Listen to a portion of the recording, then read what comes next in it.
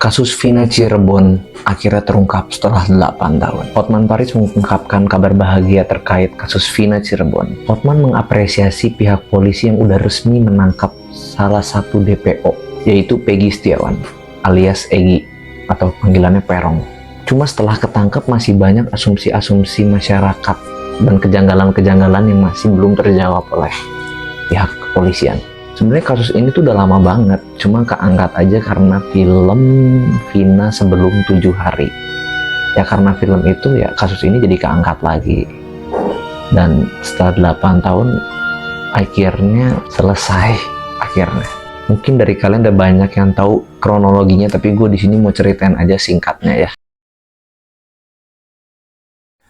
Waktu itu 27 Agustus 2016, Vina bersama kekasihnya Muhammad Rizky diduga pada awalnya kehilangan nyawa karena kecelakaan menurut saksi mata. Tapi kecurigaan tuh muncul. Kenapa? Karena setelah jenazahnya dimandikan oleh neneknya mengaku, kenapa di jenazahnya itu banyak luka lebam, luka bengkak, ada yang retak gitu, kayak bukan kecelakaan gitu. Jadi sempat dicurigai. Lalu menurut pengakuan dari keluarganya juga udah berhasil melakukan pengecekan bahwa handphonenya tuh nggak ngalamin kerusakan. Biasanya kalau kecelakaan handphone minimal baret lah, LCD rusak. Nah ini baik-baik aja semuanya gitu ya. Terus dari motornya juga kayak nggak ngalamin kecelakaan. Kalau ngalamin kecelakaan pasti kelihatan banget kan, ada penyok, ada apa. Ini kayak normal-normal aja. Dan katanya tuh kejadiannya tuh nabrak tiang listrik kalau tidak salah gitu ya. Nah tiang listriknya juga fine-fine aja gitu, kayak nggak ada bekas kecelakaan. Dari sinilah keluarganya jadi timbul kecurigaan berlebih. Gak lama kemudian keluarganya mendapatkan telepon dari kakaknya Linda. Sebelumnya Linda itu adalah sahabat Vina. Udah dari lama mereka bersahabatan dan keluarga mendapatkan telepon dari kakaknya Linda. Katanya tolong kesini ke rumah kami karena Linda ini kerasukan rohnya Vina. Keluarganya pun akhirnya menuruti permintaan kakaknya Linda dan akhirnya segera ke rumahnya Linda. Sampainya di rumah, keluarganya mendengarkan kronologis dari Vina, dari Linda yang udah kerasukan rohnya Vina. Intinya seperti itu gitu. Jin Korin gitu ya, kemasukan menceritakan kronologis kejadiannya. Jadi diceritakanlah kejadiannya dan sempat direkam. Nah, si rekaman itu seperti ini. Pukul tangan Vina patah, bukan diseret pakai motor, dipukul tangan Vina. Kepalanya sih, Dedek, kepalanya kenapa? Diapain, Dedek, kepalanya? Tadinya dibenturin. Dibenturin kemana? Ke motor, terus ke aspal. Ya itu tadi rekamannya, tentu kalian udah sering dengar rekamannya karena memang udah viral juga. Dan di filmnya juga udah ditayangin juga di akhir gitu ya. Suara aslinya tuh gimana, asal rekamannya gimana. Cuman ya intinya di sini Vina tuh, Linda yang kemasukan rohnya Vina menceritakan bahwa apa yang sebenarnya terjadi, yaitu dia sempat diperkaos dulu oleh 11 orang. Ya, habis diperkaos dia dipukulin sampai akhirnya kehilangan nyawa. Bersama juga itu si Eki. Bersama juga si Eki juga dipukulin juga, dan mereka berdua akhirnya kehilangan nyawa. Keluarganya pun akhirnya sempat melaporkan ke polisi kejadian ini, dan polisi juga sudah mencurigai sebenarnya tentang kasus ini. Dan akhirnya 8 dari 11 pelaku berhasil tertangkap, dan sisa 3 lagi yang pada waktu itu belum tertangkap. Egy tertangkap pada 22 Mei 2024, sedangkan Andi dan Dani sampai sekarang belum tertangkap juga. Yang lainnya udah tertangkap akhirnya setelah 8 tahun. Dan pada awalnya mereka itu mengakui bahwa mereka melakukan penganiayaan tersebut depan SMP 11 Kali Tanjung Cirebon sampai akhirnya kehilangan nyawa. Ya tadi kurang lebih kronologi yang benar-benar singkat, udah gue potong-potong banget sih sebenarnya itu ya, karena mungkin udah banyak juga beredar ceritanya, dan dari film juga harusnya kalau kalian nonton kalian juga udah ngerti. Di sini gue mau ngejelasin sebenarnya motifnya tuh apa sih, motif singkatnya juga, apa yang sebenarnya terjadi kepada korban, kenapa bisa sampai sekejam itu. Jadi Vina sama Eki itu pacaran sebenarnya, dan dari informasi yang gue dapat, Eki itu sebenarnya anak motor gitu ya, dan dia juga ada pertemanannya gitu. Dan Vina itu diajak lah ke pertemanan motornya si Egi. Di pertemanan motor itu ada orang bernama Egi gitu ya. Nah Egi ini kalau dilihat dia tertarik sebenarnya sama Vina gitu, karena memang perawakan Vina itu cantik gitu ya, cewek-cewek yang kalem cantik gitu ya. Awalnya ya mungkin bercanda gitu, naksir-naksir bercanda lah kayak biasa kita gitu. Kalau di kelas kan ceng-cengan awal-awal gitu ya. Vina masih ya oh ya oke lah, tapi ya makin lama makin melunjak nih si Egi nih. Dan akhirnya makin keterlaluan bercandaannya Egi, sampai dia melakukan pelecehan verbal, sampai akhirnya dia melakukan pelecehan fisik ke Vina. Vina pun udah gak bisa tahan dan akhirnya emosi, dia pun akhirnya meludah ke Egi. Tentunya laki-laki, nggak cuma laki-laki sih ya, semua sih ya. Egi ini, dia sebagai anak motor kan ada pride kan, diludahin cewek ya panas banget dia dong. Wah kenapa gue diludahin dong, wah dia jadinya dendam gitu ya. Akhirnya dari dendam dia menyusun rencana sama anak motor yang lain untuk melakukan sebuah kejahatan, yaitu memperkaos dan melakukan kekerasan ke Vina. Jadi seperti itu kurang lebih motifnya. Jadi motifnya sebenarnya tuh ya mungkin cinta kali ya kalau ini ya, tapi ini udah kelewatan parah sih. Cinta dan lebih ke nafsu sih sebenarnya kalau ini motif.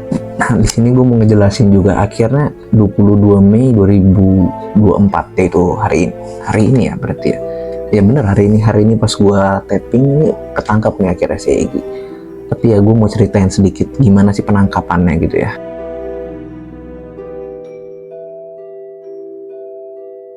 Aneh 8 tahun ini tuh nggak keluar foto Egi sama sekali gitu kan. Aneh banget kan, foto Egi tuh nggak keluar, sampai netizen tuh bertanya-tanya muka Egi itu gimana sih, apakah dia nggak main sosial media gitu sampai nggak ada fotonya gitu kan. Ya akhirnya salah satu DPO kasus Vina Cirebon, Peggy Setiawan alias Perong gitu, panggilannya jelek juga ya, Perong kayak terong gitu ya, atau Egi akhirnya ditangkap di Bandung gitu, Bandung Jawa Barat setelah 8 tahun. Bayangin lu 8 tahun baru ketangkap karena ini nih fotonya nih kayak gini nih mukanya nih ya, yang dicurigai sebagai Egi ya. Kombes Pol Julius Abraham mengatakan bahwa sebenarnya penangkapannya itu malam di tanggal 21 Mei, dan baru akhirnya berhasil ditahan tuh 22 Mei di Polda Jabar. Setelah sampai di Polda Jabar, langsung yang dicurigai sebagai Egi ini dilakukan pemeriksaan lebih lanjut gitu. Jadi Peggy yang kita DPO kan ini, informasi terakhir yang kami dapatkan bekerja sebagai buruh bangunan di Bandung menurut Julius Abraham. Dan menurutnya juga dari kasus ini berarti sisa 2 yang belum ketangkap, karena Egi sebagai pelaku utama udah ketangkap gitu ya. Egi, Perong, Peggy gitu ya, sebutannya ada 3, banyak banget, panggil aja Egi ya biar gampang. 7 diantaranya dijatuhi hukuman penjara seumur hidup, yaitu Rivaldi Aditya Wardana, Eko Ramdhani, Hadi Saputra Jaya, Eka Sandi, Sudirman, dan Supriyanto. Itu penjara seumur hidup. Sementara satu lagi yaitu Saka Tatal dijatuhi hukuman 8 tahun penjara karena memang dia masih di bawah umur. Dia di bawah umur, kalau mau di bawah umur tapi bisa melakukan hal kayak gitu, ya nggak masuk akal sih. Banyak banget kejanggalan dari awal aja, gue baca aja udah banyak banget kejanggalan, dari gue nonton video-video di YouTube udah banyak banget kejanggalannya. Cuman ya kita cuma bisa dapat tahu informasi dari internet gitu, kita kejadian asli itu kita nggak tahu gitu, kita udah dapet filter lain gitu ya kejadian ini. Jadi ya mungkin yang kita tahu itu cuma permukaan aja, kita nggak tahu apa yang sebenarnya terjadi gitu. Tapi banyak banget netizen yang thanks untuk netizen yang udah kawal kasus ini gitu selama 8 tahun ya, jadi cold case akhirnya bisa dibuka kembali gitu kasarnya gitu ya, dan akhirnya bisa tuntas dan dikawal terus gitu. Ya sebenarnya pihak yang diuntungkan ujung-ujungnya pihak apa sih? Pihak produser film gitu ya, karena ya kenapa filmnya jadi laku gitu berkat kejadian, nggak berkat sih sebenarnya, karena kejadian ini ya jadi dan viral ya jadi laku filmnya. Sebenarnya diuntungkan ya pihak filmnya lagi gitu ya. Bahkan kalau nggak salah nih ya, sebelum 7 hari aja ya, film Vina sebelum 7 hari gitu ya, nah sebelum 7 harinya aja udah 4,6 juta terjual tuh tiket gitu ya. Ini gede banget sih, berarti antusias masyarakat gitu gede banget sama kasus ini gitu ya, thanks to netizen.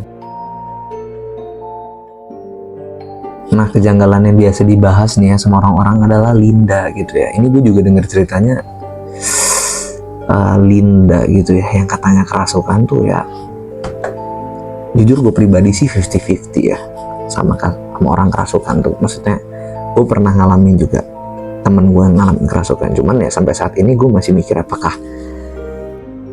apakah itu beneran atau enggak gitu. Gue bukannya bilang enggak dan gue bukan bilang iya, tapi gue masih bingung juga gitu. Menurut keterangan yang viral kan Linda itu kerasukan sosok Vina kan? Ya tapi tentunya di dalam hukum kan nggak bisa semudah itu gitu kan, nggak bisa semudah ini buktinya karena ada Linda kerasukan Vina, jadi ini bisa jadi bahan bukti ya? Tentunya enggak dong, apalagi ya di Indonesia juga kan belum ada. Nggak tahu gue kalau di luar gitu mungkin dari masalah persantetan atau gitu udah masuk undang-undang kali ya, gue juga nggak tahu. Ada 3 asumsi dari netizen. Pertama, Linda beneran kerasukan Vina. Asumsi pertama, Linda beneran kerasukan. Yang pertama. Yang kedua, Linda tuh ngalamin panic attack. Mungkin kalau di psikologi dia tuh ngalamin panik shock yang sangat berat gitu ya, ketika dia kehilangan sahabatnya sendiri. Dan kehilangannya bukan karena mungkin penyakit gitu ya, tapi ini kan tragis gitu, kehilangan sahabatnya sendiri. Jadi dia ngalamin panic attack, seolah-olah dia mengasumsikan diri dia itu secara nggak sadar ya, dia ngasumsiin diri dia itu menjadi sosok Vina gitu ya. Itu mungkin asumsi yang netizen bisa sampein. Yang ketiga, karena perasaan bersalah dari Linda.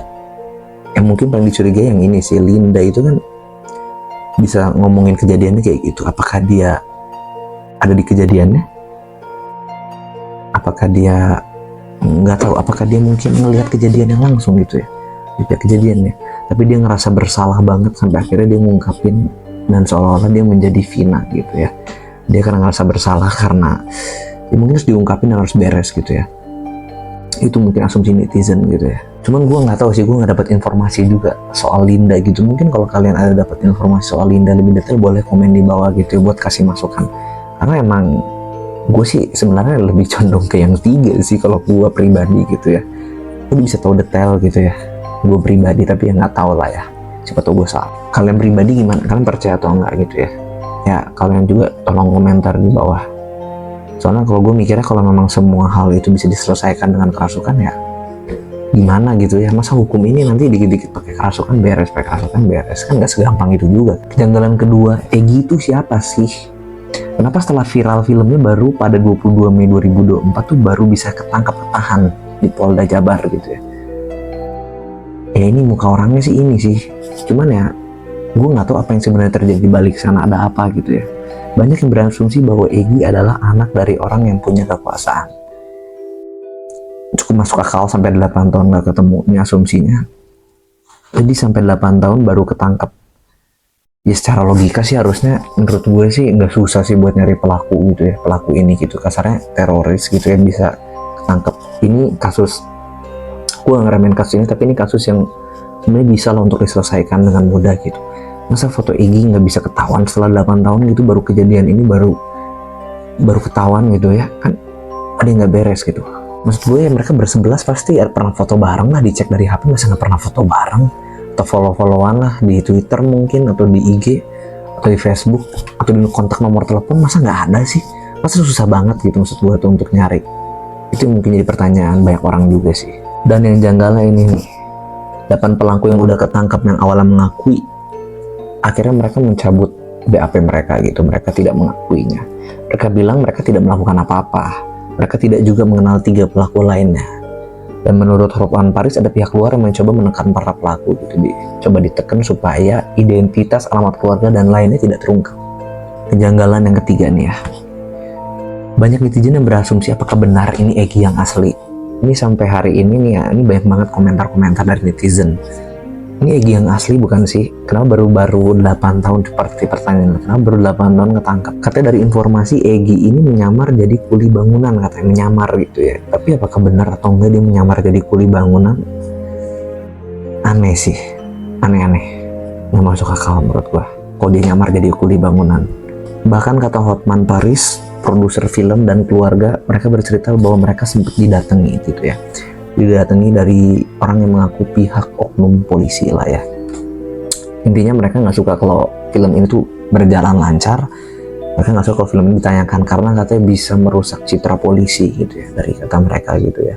Mereka sempat menghentikan syuting film gitu ya. Ini menurut pengakuannya dari pihak keluarga dan produser yang diklaim lagi oleh Hotman Paris gitu ya. Ya intinya sebenarnya kasus kayak gini tuh cuma satu dari banyak kasus di Indonesia gitu ya, bahkan di dunia juga sih kalau menurut gue sih, yang gak terpecahkan gitu ya. Sebenarnya apakah di Indonesia aja yang kayak gini? Enggak sih, menurut gue di dunia gitu ya banyak yang lebih kejam. Kayak di Meksiko lebih parah lagi pihak kepolisian gitu ya, untuk mengungkapkan kasus tuh susah banget, entah kenapa gitu ya. Ini sebenarnya satu dari banyak kejadian gitu, banyak banget keluarga-keluarga yang sampai sedih, sampai nangis karena kasusnya nggak beres gitu. Mereka cuma pengen tenang gitu, pelaku ketangkep, ya udah mereka bisa hidup tenang gitu ya. Dan kenapa nih ya yang terjadi sama anak gue tuh kenapa gitu? Menurut gue sedih banget sih. Maksudnya sekarang pihak mana sih yang bisa kita percaya sekarang gitu ya? Ya susah gitu ya. Maksud gue ya suwe gitu ya. Kalau jadi orang ya suwe ya nggak bisa apa-apa lagi gitu. Udah suwe nggak punya uang ya udah nggak bisa apa-apa lagi. Gak usah jauh-jauh deh, teman gue nih, teman gue sih, dia di Bandung gitu ya, di depan kampus, salah satu kampus swasta. Intinya dia digebukin lah sama geng motor, karena gue kurang ngerti tapi mereka intinya tabrakan gitu ya. Tapi sebelum itu mereka dibawa dulu ke wilayah markas geng motor, juga digebukin, terus dia lapor ke polisi. Yang anehnya di kepolisian gitu ya, hasil laporannya kecelakaan gitu ya, jelas-jelas banyak lebam-lebam. Dia tetap ngotot, dan akhirnya setelah dicari tahu siapa geng motor ini ternyata punya power lah. Dia punya power, dia anak seseorang yang punya power, dan udah sering banget juga ngelakuin kejadian ini dan susah banget untuk ketangkap, entah kenapa gitu ya. Cuman ya kasihan aja sih teman-teman gue ini sampai babak belur dan butuh keadilan. Gue gak akan sebutin juga nama geng motornya apa ya, cuman intinya udah meresahkan juga sih kalau sampai kayak gitu ya. Dan mereka terindikasi minum alkohol gitu, jadi mereka dalam keadaan teler lah ngelakuin itu semua gitu ya. Ya jadi pesan dari gue mungkin ya, kita harus berhati-hati aja dimanapun berada gitu ya. Apalagi kalau kita nggak punya kekuasaan mungkin, atau nggak punya power ya, susah juga gitu ya untuk mengungkapkan semua fakta yang ada gitu ya. Kita harus lebih bersabar di jalan kalau bisa ngalah aja sama orang gitu ya, nggak usah emosi, minta maaf aja, nggak ada salahnya minta maaf toh, dibanding kita ngelakuin kesalahan dampaknya seumur hidup. Jadi ya nggak ada salahnya untuk bersabar, dan semoga keluarga Vina bisa mendapatkan jawaban gitu ya atas kasus ini, dan keluarganya juga bisa dapat ketenangan. Vina juga bisa dapat ketenangan di sana, kasusnya bisa selesai dengan baik. Menurut kalian gimana? Boleh coba kalian kasih komentar tentang kasus ini di bawah, kasih komen juga ya menurut kalian gimana. Yuk, kalau gua ada yang kurang ya maafin juga ya, boleh koreksi.